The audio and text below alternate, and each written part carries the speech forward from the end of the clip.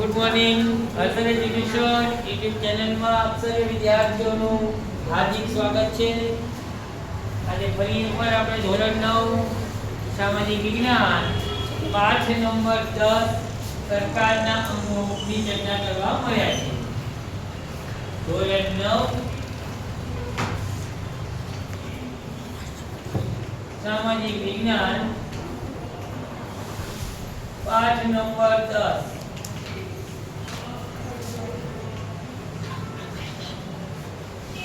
सरकारना अंगो માં ચર્ચા કરવા આપણે ફરી એકવાર મળ્યા છીએ।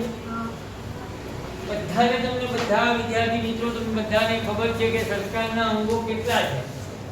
બોલો ભાઈ, કેટલા અંગ છે? 3। કયા કયા? ધારાસભા, કારોબારી, ન્યાયતંત્ર। એક સાથે બોલો, આગળ પાછળ નહીં બોલવાનું, અવાજ નાનો મોટો નહીં કરવાનો, પોતાનો અવાજ બધા કરતા કંઈક અલગ પાડવા માટે નહીં બોલવાનું। ટૂંકમાં સરકારના 3 અંગો છે, ધારાસભા, કારોબારી અને ન્યાયતંત્ર। એની ચર્ચા આપણે કરી। આજે આપણે આ પાઠના સૌથી મહત્વનો અને સૌથી એમ કહેવાય કે અઘરો સવાલની ચર્ચા કરવા જઈ રહ્યા છીએ।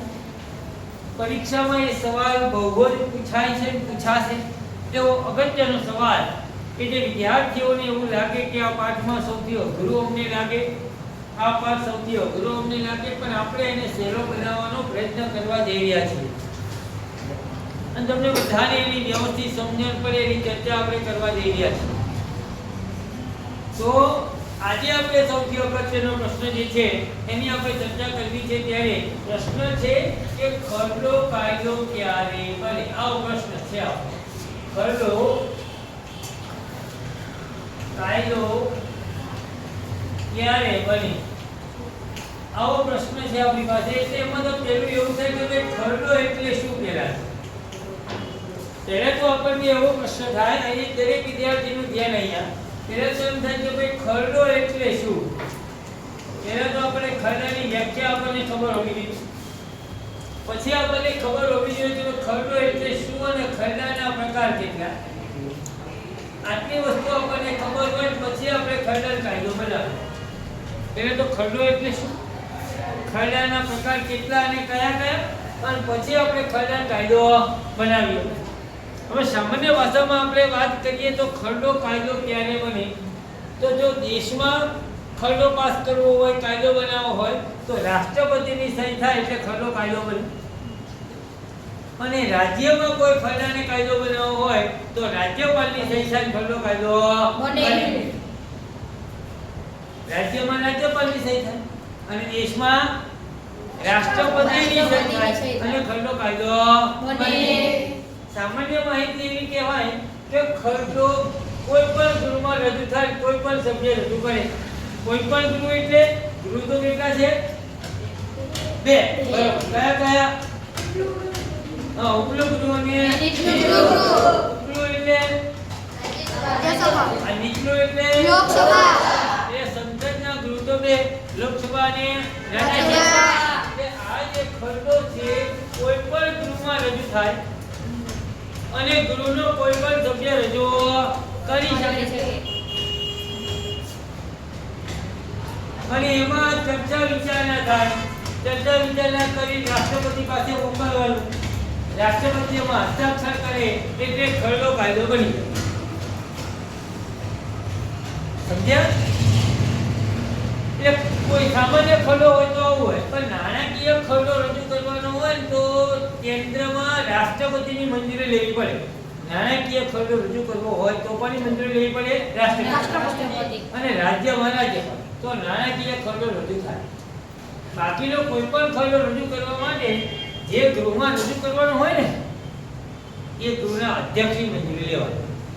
રાજ્યસભામાં રજૂ કરવો તો રાજ્યસભાના અધ્યક્ષ, લોકસભામાં રજૂ કરવું હોય તો લોકસભાના અધ્યક્ષ, એ જે તે સભ્યના અધ્યક્ષની મંજૂરી લેવાની અને ખરડો રજૂ કરી દેવાનો। આ એની માહિતી સામાન્ય। આગળ તે ખરડો કાયદો બને। હવે આપણે જોવું છે કે ભાઈ પહેલા તો ખરડો એટલે શું? પહેલા તો ખરડો એટલે શું? તો ખરડો એટલે કાયદા માટેની દરખાસ્ત એટલે ખરડો।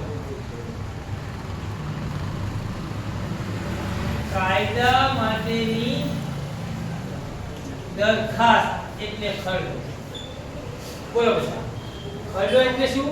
કાયદા માટેની દરખાસ્ત એટલે ખરડો. ફરી એકવાર બોલો બધા. ખરડો એટલે કાયદા માટેની દરખાસ્ત એટલે ખરડો. કાયદા માટેની દરખાસ્ત એટલે ખરડો.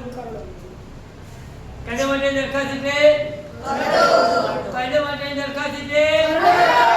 આપણે શું બની રહ્યા છીએ? ખરડો ક્યારે? કાયદો કેવી રીતે બને? ખરડો કાયદો ક્યારે બને? ખરડો એટલે શું? બોલ બધા. ખરડો એટલે કાયદા માટેની દરખાસ્ત. ભલો. ખરડો એટલે કાયદા માટેની દરખાસ્ત. કાયદા માટેની દરખાસ્ત એટલે ખરડો. હવે આપણો પ્રશ્ન છે કે ખરડાના પ્રકાર. તો ખરડાના પ્રકાર 3 છે. ખરડાના પ્રકાર કેટલા? 3. કેટલા પ્રકાર? 3. એક ખરડો છે સામાન્ય ખરડો. એક સામાન્ય ખરડો. બે ખરડો. બીજો પ્રકાર છે નાણાકીય ખરડો. સામાન્ય ખરડો, નાણાકીય ખરડો અને ત્રીજો પ્રકાર છે એક ખરડો છે સામાન્ય ખરડો, બીજો ખરડો નાણાકીય ખરડો, બીજો ખરડો નાણાકીય ખરડો અને ત્રીજો ખરડો છે એને એમ કહેવાય કે બંધારણીય ખરડો. 3 પ્રકારના ખરડા થયા. ખરડાના પ્રકાર કેટલા થયા? 3. ખરડાના પ્રકાર કેટલા થયા? 3. એક સામાન્ય ખરડો, નાણાકીય ખરડો, બંધારણીય ખરડો. એટલે ખરડાના 3 પ્રકાર છે. કેટલા પ્રકાર છે ખરડાના? હવે આપણે આ 3 પ્રકારની ખરડો છે એ ખરડાને આપણે હવે કાયદો બનાવવાનો છે. બરાબર. ધીમે ધીમે કે ભાઈ પરીક્ષામાં પ્રશ્ન પૂછાયો ખરડો એટલે શું? ખરડાના પ્રકાર જણાવી ખરડો કાયદો ક્યારે બને એ જો. તો એને આપણે ખરડો કાયદો કેવી રીતે બને એની આપણે એ ચર્ચા. ખરડાના 3 પ્રકાર. દરેક પ્રકાર આપણે સામાન્ય ખરડો દરેક પ્રકારને આપણે ધીમે ધીમે કાયદો બનાવીએ. પહેલા આપણે જોઈએ સામાન્ય ખરડો કાયદો કેવી રીતે બને. ટૂંકમાં ખરડો પસાર કરવા માટે કોઈ પણ ગૃહમાં કેવું હોય તો 3 વાંચનમાંથી પસાર થવાનું હોય. 3 વાંચનમાંથી પસાર થાય ને પછી રાષ્ટ્રપતિ જોડે આ મોકલવા. એકદમ સાદી ભાષામાં બિલકુલ સિમ્પલ ભાષામાં હું વાત કરું તો 3 ગૃહમાં પસાર 3 વાંચનમાંથી પસાર થવાનું. 3 વાંચનમાંથી પસાર થાય 3 મને વાંચવા. જે લખ્યું હોય ને એમ 3 વાર વાંચવાનું. એકવાર વાંચ્યું એમાં ચર્ચા થાય. બીજી વાર વાંચ્યું એટલે એની ઉપર ચર્ચા થાય. કોઈને કંઈક બોલવું હોય તો બોલે, કોઈ વિરોધ કરવો હોય તો વિરોધ કરે, કોઈને એમાં કંઈક નવું ઉમેરવું હોય તો ઉમેરે. એમ બધી એવી બધી ચર્ચાઓ ચર્ચાઓ એવું બધું થઈ ભાઈ એ બધું થઈ અંતે બીજી વાર રેડી થઈ ગયું. પછી ત્રીજા વાંચનમાંથી પસાર થાય. ત્રીજું વાંચન જ્યારે કરવાનું હોય ને ત્યારે તો માત્ર ઔપચારિક હતું, ખાલી વાંચવાનું, બાકી ઓકે જોયું અને પછી એક રાષ્ટ્રપતિ જોડે મોકલે અને પછી રાષ્ટ્રપતિ એમાં સહી કરે એટલે ખરડો કાયદો બને.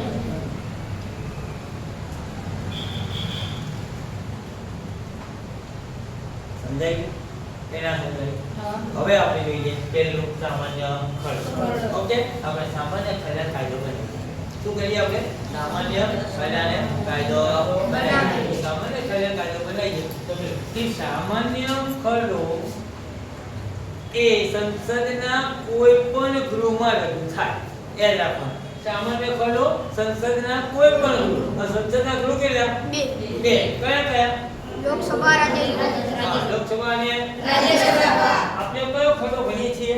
સામાન્ય સામાન્ય ખરડો ભણીએ. સામાન્ય ખરડો સંસદના કોઈ પણ ગૃહમાં રજૂ થાય.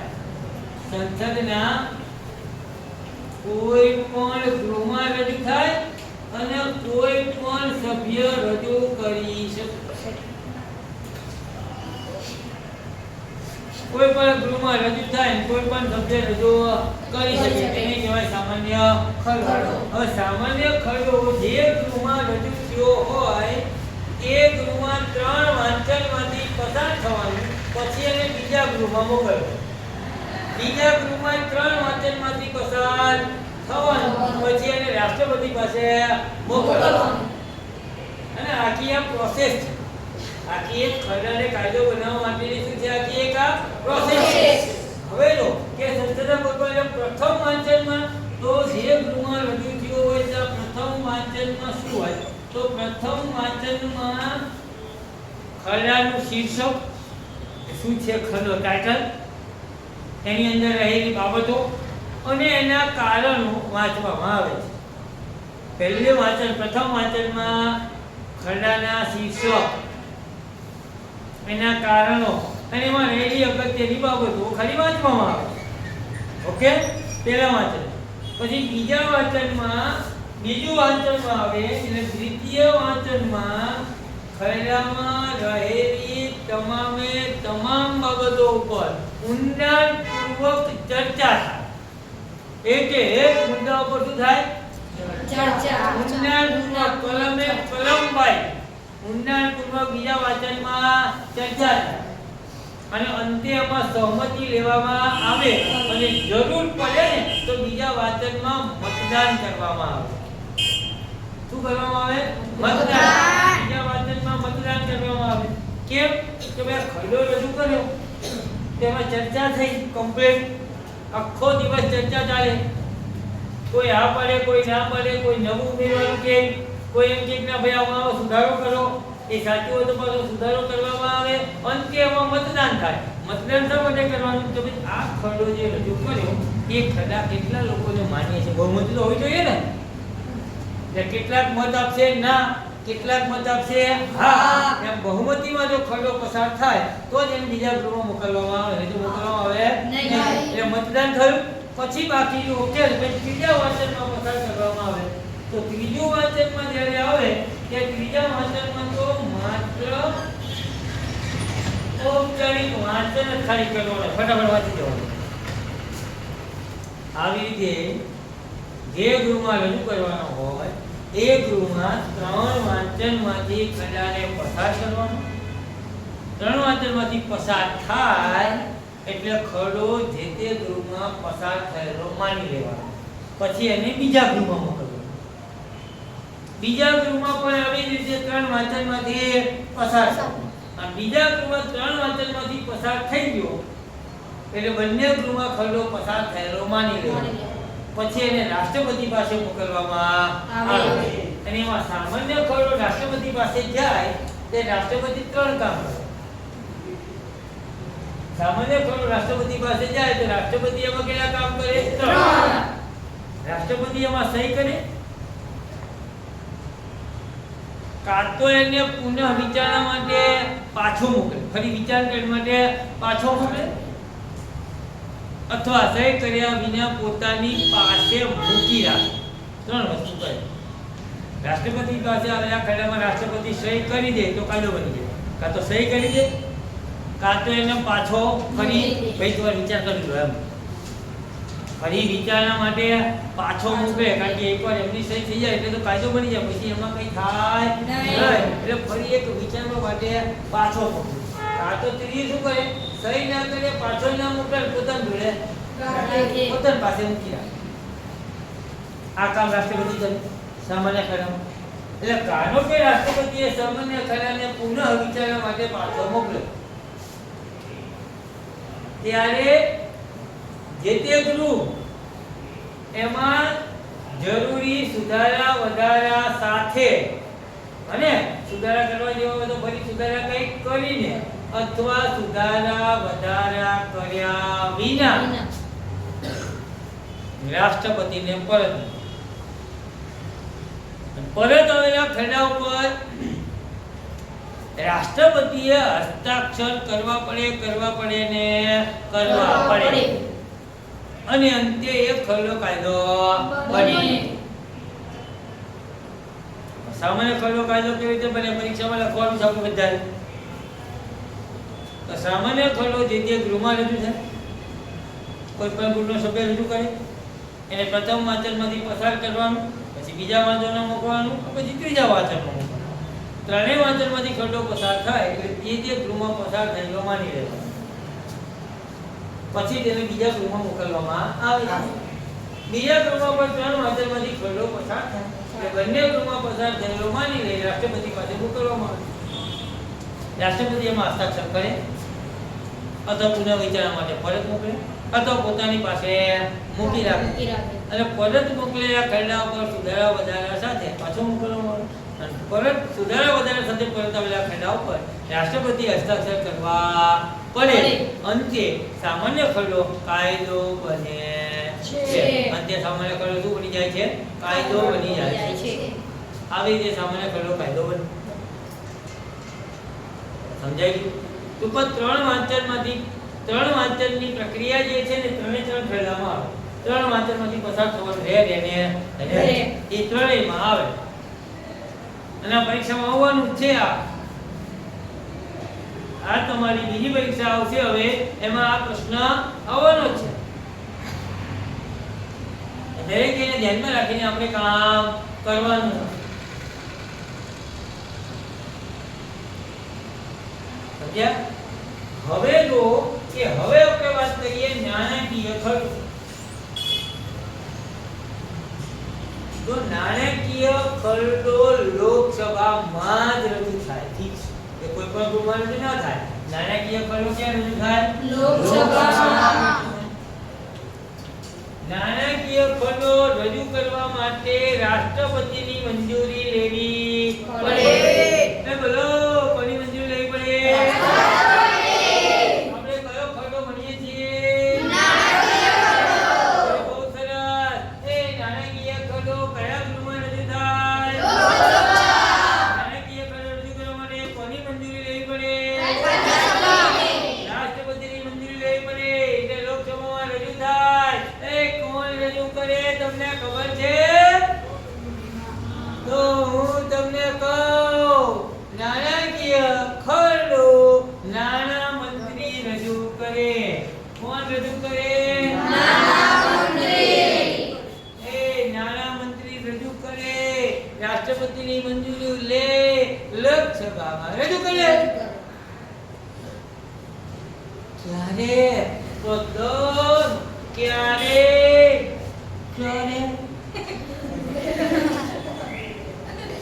બોલો, ક્યારે? ખબર છે? હાથ ના લ્યા. ખબર? આ જે ચિત્ર આપણી સામે જુઓ. ક્યારે? 28મી ફેબ્રુઆરીએ. દર 28મી ફેબ્રુઆરી. દર 28મી ફેબ્રુઆરી. દર 28મી ફેબ્રુઆરીએ નાણાં મંત્રી લોકસભામાં નાણાકીય ખરડો રજૂ કરે અને એમ બજેટ કહેવાય. શું કહેવાય? બજેટ. આનું નામ તો તમે સાંભળ્યું છે ને, બજેટ. સરકાર બજેટ બહાર પાડે. બજેટ એટલે જ નાણાકીય ખરડો.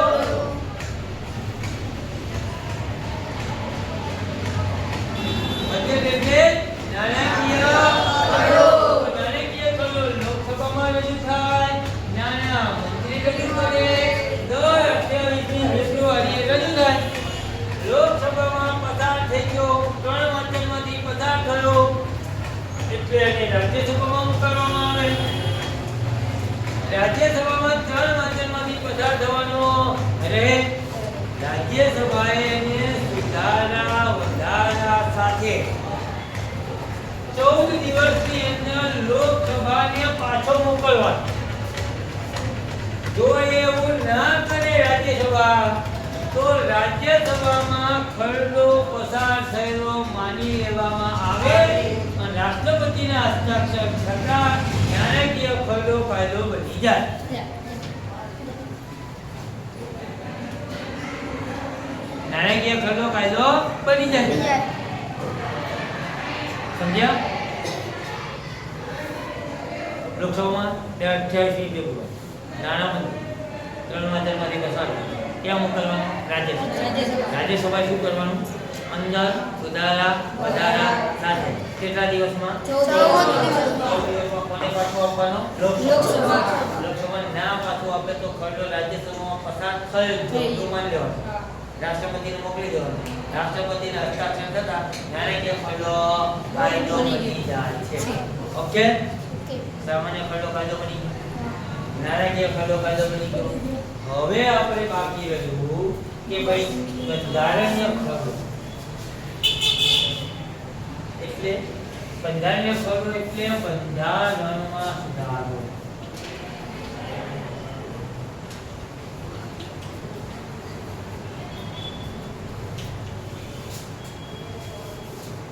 કરવા માટેનો કાયદો. તો બંધારણનો ખરડો, બંધારણીય ખરડો પણ કોઈ પણ ગૃહમાં રજૂ થાય. લોકસભામાં કે રાજ્ય કોઈ પણ સભ્ય રજૂ કરે સામાન્ય ખરડાની જેમ.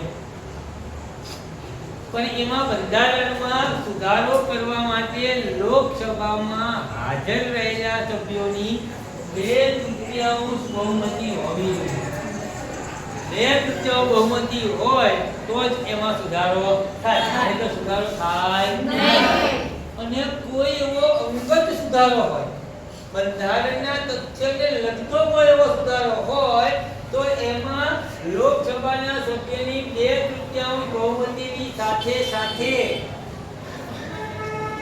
દેશની કુલ વિધાનસભા એમાંથી 50% વિધાનસભા એને માન્ય રાખે તો સુધારો થાય, નહીં તો ના થાય.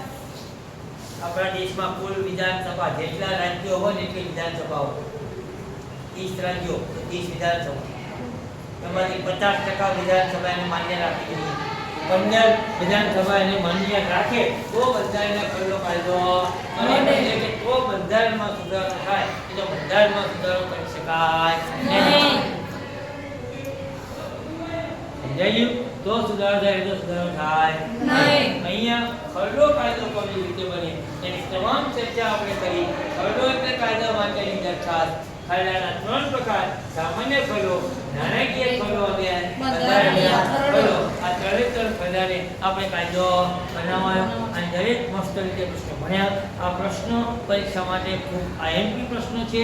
દરેક વિદ્યાર્થીએ બરાબર વિડિયોને જોવું. ના સમજાય તો કોમેન્ટ કરવી અને એનો ઉત્તર તમને મળશે. બરાબર, આપણે એને બિલકુલ સાદી ભાષામાં અને સહેલો બનાવવાનો પ્રયત્ન કર્યો છે કે જેથી કરીને દરેક વિદ્યાર્થીને એની સમજ વ્યવસ્થિત પડે. અહીંયા આપણે પ્રશ્નને પૂરો કરીએ છીએ. અસ્તુ, વંદે માતરમ, ભારત માતા કી જય.